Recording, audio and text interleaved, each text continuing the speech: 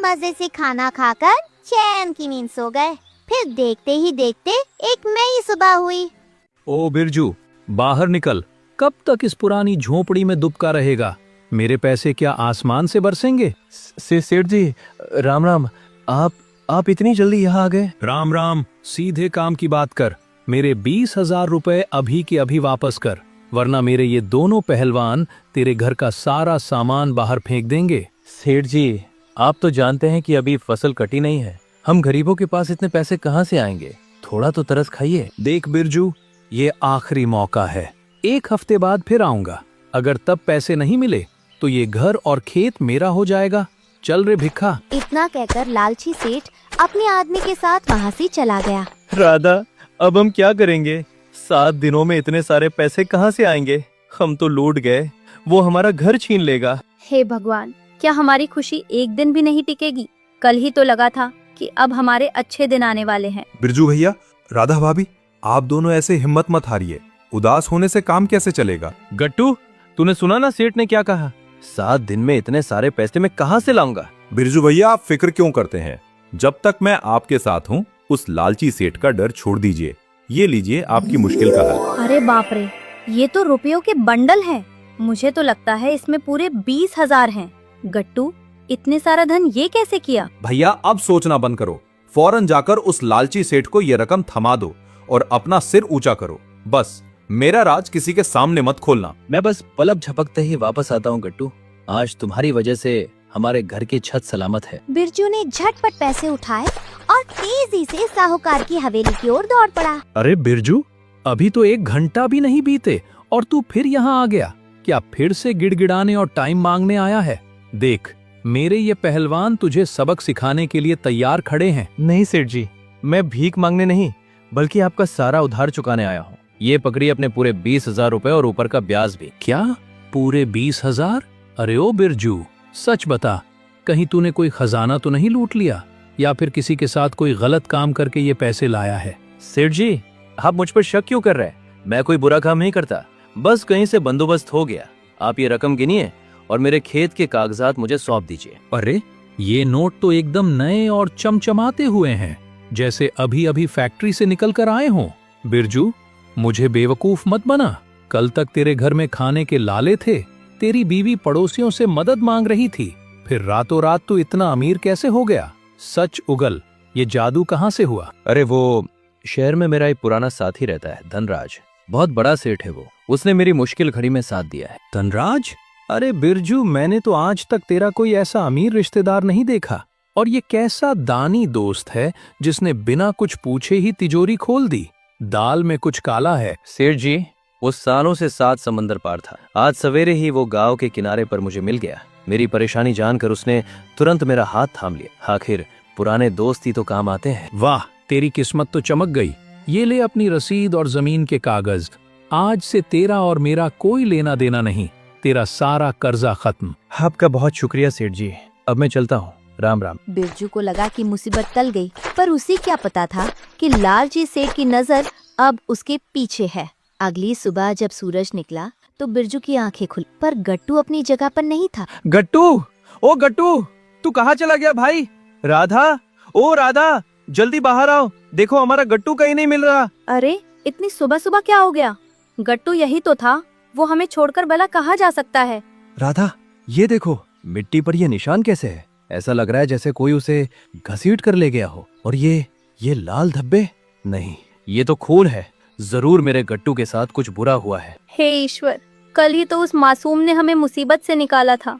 उसे जल्दी ढूंढिए जी, वरना अनर्थ हो जाएगा। राधा, तुम फौरन घर के अंदर जाओ और कुंडी लगा लो। ये पैरों के निशान घने जंगल की ओर जा रहे हैं। मैं अभी जाकर देखता हूँ कि बात क्या है। बिरजू उन निशानों के पीछे पीछे दौड़ता हुआ एक डरावने जंगल में जा पहुंचा। वहाँ जो उसने देखा, उसे देखकर उसे रूह कांप गई। गट्टू बेदम जमीन पर पड़ा था।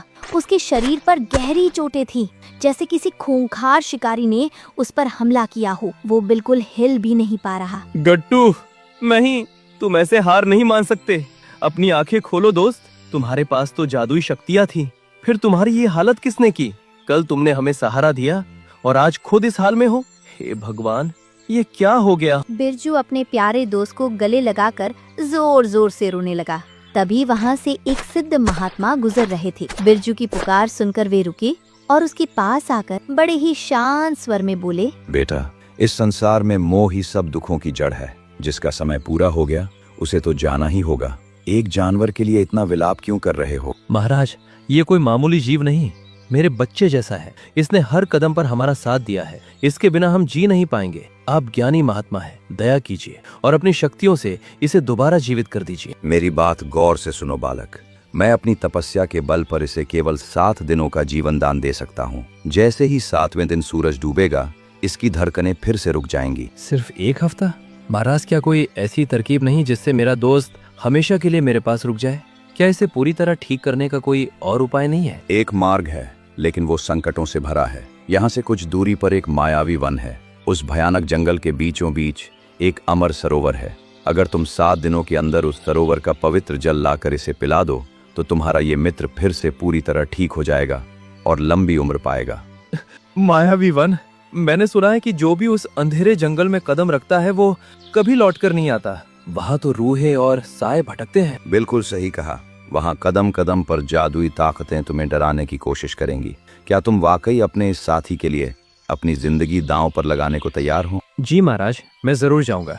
जब इस नन्हे जीव ने मेरे लिए अपनी जान की परवाह नहीं की तो मैं इसके लिए मौत से भी लड़ सकता हूँ। ठीक है, पर मेरी एक सबसे जरूरी शर्त गांठ बांध लो। इसे कभी भी ये एहसास नहीं होना चाहिए कि इसकी सांसें थम गई थीं और मैंने इसे नया जीवन दिया है। अगर इसे अपनी मौत का पता चला या किसी ने इसे सच बताया तो ये उसी पल पत्थर की मूरत बन जाएगा।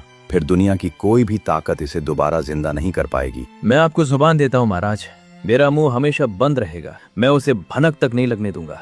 महात्मा ने अपनी आंखें मूंद ली और कुछ जादुई शब्द बोले। देखते ही देखते आसमान से एक सुनहरी रोशनी उतरी और उस जीव के शरीर में समा गई। वो एकदम भला चंगा होकर उठ खड़ा हुआ और तभी वो रहस्यमय साधु अचानक ओझल हो गए। भैया, मैं इस सुनसान जगह पर क्या कर रहा हूँ? मुझे तो ऐसा लग रहा है जैसे मैं किसी बहुत ही लंबी और डरावनी नींद से जागा हूँ। मेरा शरीर भी थोड़ा अजीब महसूस कर रहा है। अरे कुछ नहीं भाई, तुम सोते सोते घर से बाहर निकल आए थे। मैं तुम्हें खोजता हुआ यहाँ पहुँचा तो देखा तुम मजे से खर्राटे ले रहे हो। चलो अब जल्दी घर चलो, तुम्हारी भाभी बहुत फिक्र कर रही होंगी। सोते हुए यहाँ तक आ गया, ये तो बड़ी अनोखी बात है। लेकिन भैया, आपकी आंखें इतनी लाल क्यों हैं? आप रो रहे थे क्या? अरे नहीं नहीं, ऐसा कुछ नहीं है। जंगल की सूखी धूल आंखों में गिर गई थी, इसलिए पानी आ गया। अब सवाल बंद कर और चुपचाप घर चल। बिरजू और गट्टू के जाने के बाद वो बाबा और तांत्रिक प्रकट हुए और हंसने लगे।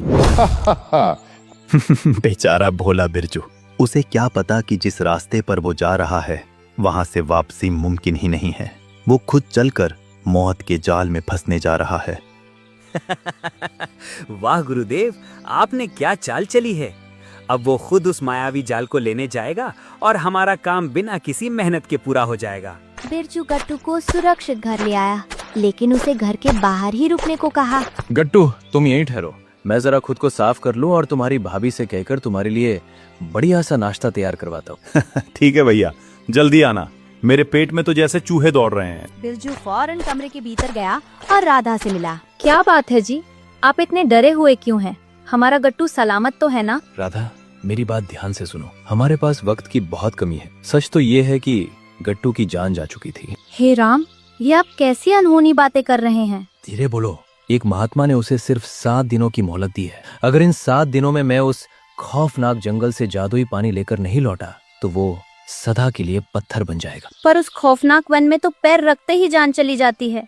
मैं आपको ऐसे खतरे में कभी नहीं जाने दूंगी। राधा, उस छोटे से जीव ने हमारे लिए अपनी जान लड़ा दी थी। क्या अब मैं उसके लिए मौत से भी नहीं लड़ सकता? पर याद रहे, उसे अपनी हकीकत का पता नहीं चलना चाहिए, वरना वो उसी पल बेजान पत्थर की मूरत बन जाएगा। पर वो आपको अकेले जाने ही नहीं देगा। वो तो साए की तरह आपके साथ रहता है। वही तो सोचना है। हम उससे कहेंगे कि तुम्हारी तबीयत बहुत बिगड़ गई है और तुम्हें बचाने के लिए मुझे उस जंगल से एक खास जड़ी बूटी लानी होगी। जब उसे लगेगा कि तुम्हारी जान खतरे में है तो वो घर पर रुककर तुम्हारी हिफाजत करेगा और मुझे जाने देगा। हमें ये झूठ बोलना ही पड़ेगा। ठीक है, अगर उसके प्राण बचाने के लिए मुझे बीमार होने का नाटक भी करना पड़े तो मैं तैयार। बिरजू और राधा कमरे से बाहर आए। राधा बीमारी का ढोंग करते हुए, भाभी, आपको अचानक क्या हो गया? आप इतनी कमजोर क्यों लग रही हैं? दोस्त, बहुत अनर्थ हो गया।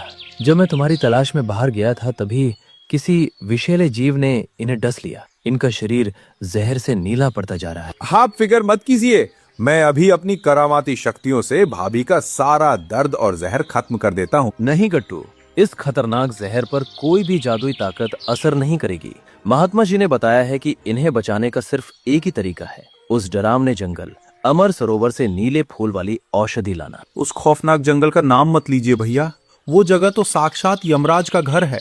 मैं अकेले आपको वहां जाने नहीं दूंगा, मैं साथ चलकर आपकी ढाल बनूंगा। अगर तुम मेरे पीछे आए तो यहाँ बीमार राधा का ख्याल कौन रखेगा? रात के अंधेरे में अगर इन्हें जरूरत पड़ी तो सहारा कौन देगा? क्या तुम अपने भाई की बात मानकर यहाँ इनकी रखवाली नहीं करोगे? नहीं भैया, आप खतरे की गहराई को नहीं समझ रहे। उस मायावी वन में तो पेड़ों की छाया भी जान ले लेती है और रास्ते खुद ब खुद भटक जाते हैं। मैं आपको अकेले मौत के मुंह में नहीं धकेल सकता। गट्टू, जिद छोड़ो और अपनी भाभी की हालत देखो। अगर इन्हें कुछ हो गया तो हम सब बर्बाद हो जाएंगे। तुम्हें यहीं रुककर इनका कवच बनना होगा। भैया, मुझे लग रहा है कि आप कोई बात छुपा रहे हैं। अगर भाभी को बचाना है तो मैं अपनी तेज रफ्तार से पल भर में वहां जाकर दवा ले आऊंगा। आप मुझे घर पर रुकने के लिए मजबूर क्यों कर रहे हैं? बात वो नहीं है, उस वन में कोई भी करामात काम नहीं आती। महात्मा ने चेतावनी दी थी कि वहां जादू का इस्तेमाल करने वाले की अपनी शक्ति ही उसके लिए मुसीबत बन जाती। इसीलिए वहां सिर्फ मुझ जैसा एक आम इंसान ही कदम रख सकता है। तो फिर तो आपका जाना और भी ज्यादा डरावना है। भैया, भले ही मैं एक बेजुबान जीव हूँ, पर आप मेरे लिए मेरे प्यारे मालिक जैसे हो। वो भी कहीं नहीं मिल रहे हैं। मैं अब आपको नहीं खोना चाहता। जिस नर्क में साए इंसानों को कच्चा चबा जाते हैं, वहां मैं आपको अकेले नहीं जाने दूंगा। अगर मौत आई तो उसे पहले गट्टू की लाश से गुजरना होगा। गट्टू बेटा, मेरी ममता का वास्ता, तू यही रुक जा। तेरे रहने से मुझे हौसला रहेगा कि मेरे पास कोई अपना है। नहीं भाभी, आज ये गट्टू अपनी भाभी की बात टालने पर मजबूर है। भैया बहुत भोले हैं, उन्हें दुनिया की मक्कारी समझ नहीं आती। फिर उन राक्षसों का सामना वो कैसे करेंगे? भैया, अगर आपने मुझे साथ ले जाने से मना किया तो मैं इसी पल में खुद को खत्म कर दूंगा। पागल हो गया क्या गट्टू? ऐसी मनहूस बातें मत कर। मैं मजाक नहीं कर रहा हूँ। या तो हम दोनों उस मायावी वन में साथ कदम रखेंगे या फिर मेरा बेजान शरीर यहीं पड़ा मिलेगा। फैसला अब आपके हाथ में है। बिरजू के सामने अब कुआं और पीछे खाई थी। उसे साधु की वो चेतावनी बार बार याद आ रही थी कि गट्टू को अपनी हकीकत का पता नहीं चलना चाहिए। उसने सोचा कि अगर उसने अब और मना किया तो गट्टू का शक यकीन में बदल जाएगा और अनर्थ हो जाएगा।